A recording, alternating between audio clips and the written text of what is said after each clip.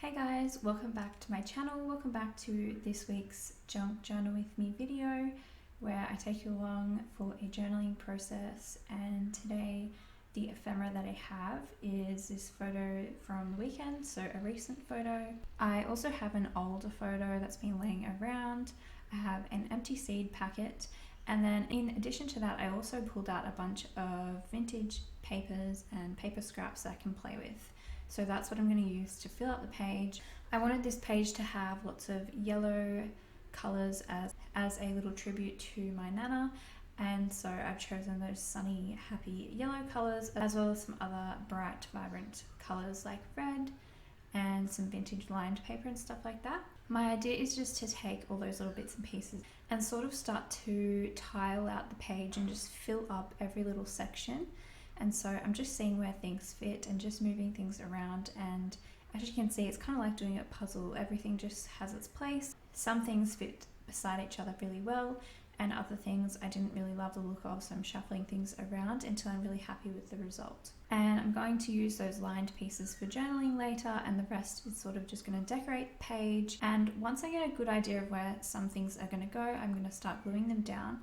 And I started out using my glue stick, but I had a little bit of trouble getting the papers to glue down well. I think just because the paper in my journal is tea-dyed, sometimes it's a little bit harder to get the glue stick to stick to it. So I started out with the glue stick, but I end up later just using some wet PVA glue, or like a craft glue, to glue everything down just to make sure it's stuck down really well.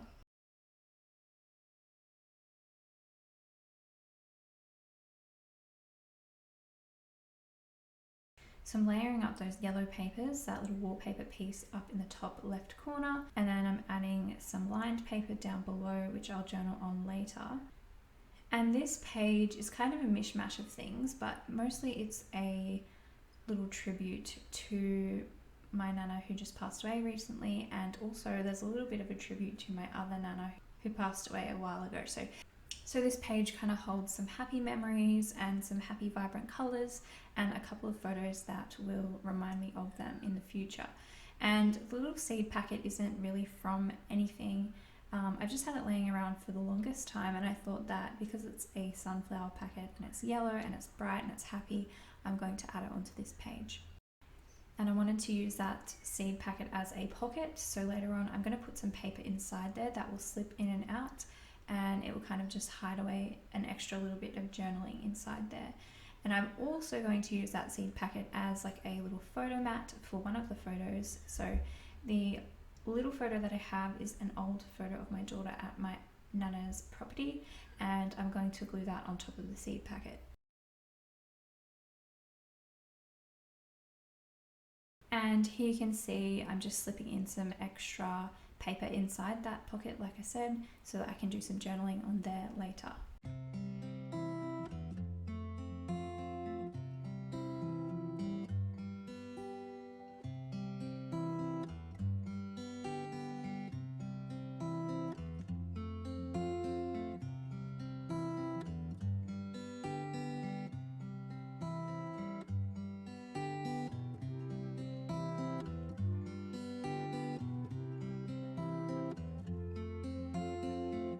So now that left side of the page is pretty much filled out. I filled up all the little gaps with patterns and with colours and pieces that I can fill in.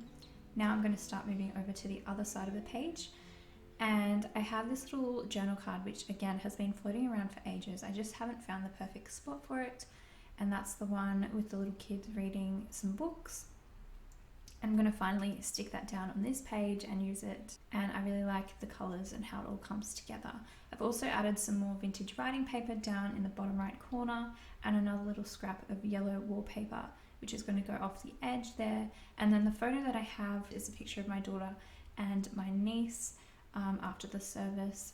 That photo is going to go along the top of the page there on the right hand side, and I'm going to actually cover up the text on that journal card that says bedtime story.